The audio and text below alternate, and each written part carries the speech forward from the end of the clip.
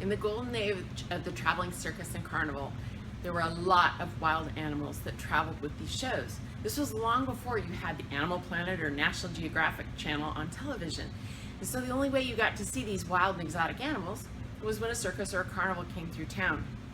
Well, when Mr. Parker has 4 of his own complete carnivals and then a number of others that he was involved in coming in for the winter, what do you do with all the wild animals? So behind Tire Town, USA, there is still a big building and a few old cages that are still called the zoo. And that's what it became during the winter months. When the carnivals came in off the road, or maybe when a carnival or a circus came through town and needed to take a few days to get repairs made or look for new equipment, the animals were all housed behind the factory. Now this was great for the local kids because it gave them a zoo during the winter. For a few pennies you could go in, and it also kept the animals acclimated to people. There was only one complaint, and that was on these wild thunderstorms with electricity charging through the air. When we have our wild Kansas weather, the animals got really restless, and you could hear them cry and shriek and complain.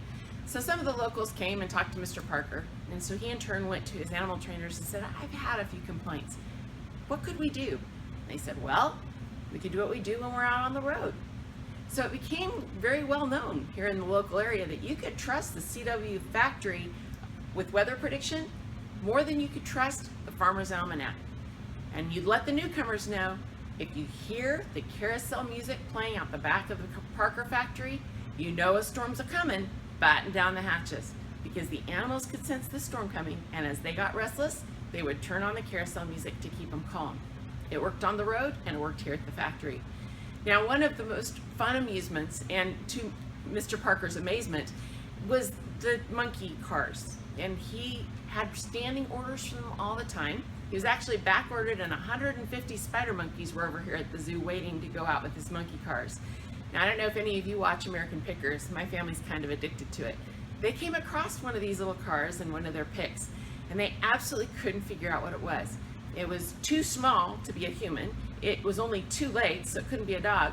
Well, it's these little spider monkeys.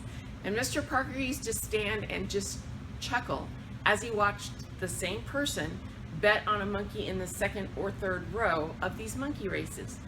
And he always wondered why they never figured out it's going to have to be a monkey from the front row that wins the race.